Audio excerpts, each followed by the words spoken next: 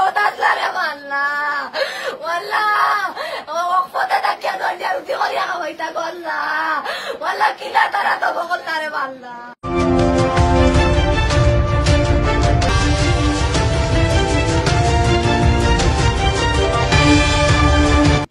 মৌলভীবাজার জেলার কমলগঞ্জ উপজেলায় ঘটে গেল একটি হৃদয় বিদারক ঘটনা।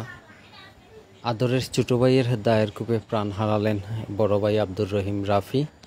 বিস্তারিত জানুন মৌলভীবাজার জেলা পুলিশের প্রেস ব্রিফিংয়ে। ঘটনাস্থলে যাওয়ার পরে তাদের ঘরে আপনারা যদি যে থাকেন আপনারা দেখবেন, আপনাদের টিম যদি ওখানে গিয়ে থাকে, এটা একদম গ্রামের ভিতরে। এই আমাদের যে মুন্সিবাজার আছে, মুন্সিবাজার থেকে আরো তারা ভাই মিলে ওখানে অনেকজন, প্রায় 130 জনের একটা ফ্যামিলি ওই আশেপাশে থাকে। তো ওই জায়গায় আমরা গিয়ে দেখলাম যে এখানে আসলে ঘটনাটা বাইরে থেকে এসে ঘটনার সম্ভাবনা খুবই ক্ষীণ। তারপরে আমরা সব দিক বিবেচনা করে আমাদের তদন্ত করতে থাকি এবং রাত্রে ঘুমানোর সময় ছিলেন মাত্র 3 জন, এক মা, তার বড় ছেলে এবং ছোট ছেলে। তো বড় ছেলে বিবাহিত, কিন্তু তার আগের দিন 8 তারিখ শুক্রবারে তার ওয়াইফ তার বাপের বাড়ি একাতুনা যে মৌলভীবাজার সদরে এখানে চলে আসে। তো রাতের বেলা শুধুমাত্র 3 জন ছিলেন। তো এখন আমাদের তাৎক্ষণিকভাবে তাদেরকে জিজ্ঞাসাবাদ করা যেভাবে করি আমরা সেভাবে করতে পারতেছিলাম না। আমাদের একটা সব কর্নার ছিল তাদের প্রতি। যেহেতু যে ছেলেটা আমরা যাকে আমরা অভিযুক্ত হিসেবে এখানে আমরা নিয়ে আসছি, রানা ছদ্মনাম দিচ্ছি আমরা, যেহেতু সে শিশু, তার আসল নামটা আমরা এখানে নিচ্ছি না। তো তাকে আমরা শুরুতেই যেভাবে জিজ্ঞাসাবাদ করার কথা ছিল খুব সফটলি জিজ্ঞাসাবাদ করছি। সে শুরু থেকে এটা আমাদেরকে অস্বীকার করে এবং তার মার সাথেও আমরা কথা বলতে থাকি। তো জিজ্ঞাসাবাদের এক পর্যায়ে গতকাল আসলে আমরা 9 তারিখে আমরা ডেড বডি এটা পাই এবং আমাদের রহস্য উদ্ঘাটন হচ্ছে তার পরের দিন, অর্থাৎ গতকাল সন্ধ্যা 7:30টার দিকে।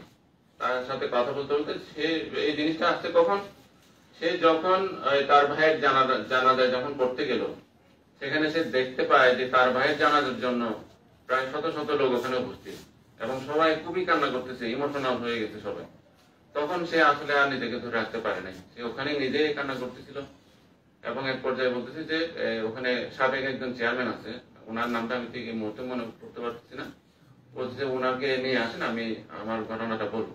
তারপর আমরা ওনাকে নিয়ে গেলাম এবং তার দূর সম্পর্কে চাচা ওখানকার গ্রামের নিয়ে থানায় বসে আমাদের সামনে পুরা ঘটনা সে বলছে। ঘটনা বলার পরে আমরা রাত্রিবেলা রাত 12টা 12:30 থেকে আমরা তার দেখানো মতে যে দা দিয়ে সে তার ভাইকে হত্যা করেছে, এই দা এবং সে লুঙ্গি পরা অবস্থায় ছিল, সেখানে রক্ত মাখা ছিল, ওই লুঙ্গি আমরা উদ্ধার করেছি তাদের বাড়ির ভিতর থেকে। মূলত বিষয়টা হচ্ছে এখানে ওই যে আপনারা যে প্রশ্ন করছেন কি কারণে, এখানে কারণটা হচ্ছে তার বাবা হচ্ছে মারা গেছেন আরো 4 বছর আগে, কিন্তু তার বাবার একটা স্বপ্ন ছিল যে তাকে হাফেজ করাবেন, কোরআনের হাফেজ করাবেন, এই জন্য মাদ্রাসায় পড়তেছিল।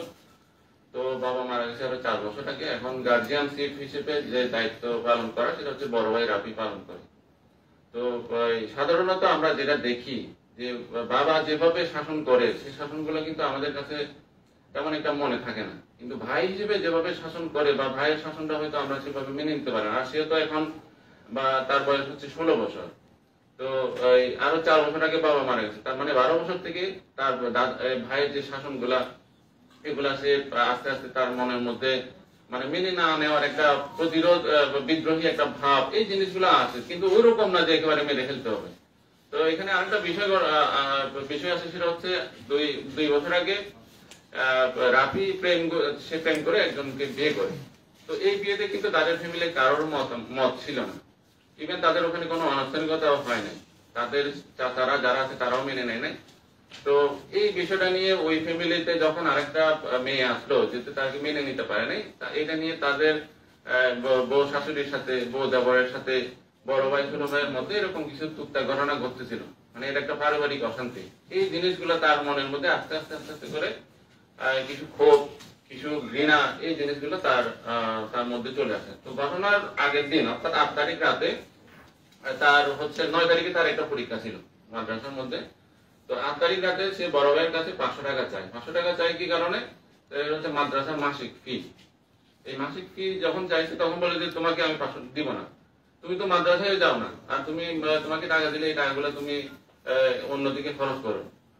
তো এই কারণে সে দেয় না, একটু বকাঝকা করছে, বলছে আমি তোমার মাদ্রাসার শিক্ষক যারা আছে তাদেরকে সরাসরি দিয়ে দিব।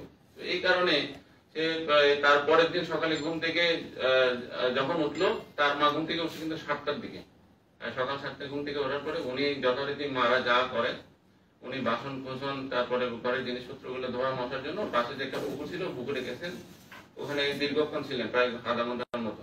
তো এর মধ্যে সে ঘুম থেকে ওঠার পরে দেখে যে ওই ভাই বড় ভাই যেখানে ঘুমাতো ওই রুমের মধ্যে দরজাটা খোলা। এখন তার মধ্যে হঠাৎ করে যে মানুষ এই বয়সের মধ্যে আসলে এই মানুষের ঘৃণা কতটুকু থাকলে বা কি হবে না হবে সে আসলে বাস বিচার করার তো এই বয়স হয় নাই। তার কাছে মনে হয়েছে যে এখন মানে আমি সুযোগটা নেই।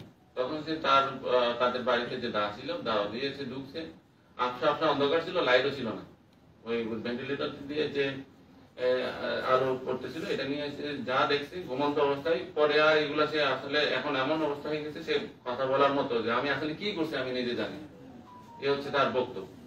অর্থাৎ এই ঘটনাটা আসলে এখন থেকে না, তার মধ্যে গত 3-4 বছরের মধ্যে ভাইয়ের শাসন, তারপর বউ শাশুড়ির যে টান পড়েন, তারপরে বউ দেবরের যে টান পড়েন, এগুলো আস্তে আস্তে তার মনের মধ্যে আস্তে আস্তে একটা ক্ষোভ ঘৃণা এগুলো আস্তে আস্তে তার জমতে থাকে। পরে আসলে 9 তারিখ তার মন বিদ্রোহ করে, হঠাৎ করে এই ঘটনা ঘটে।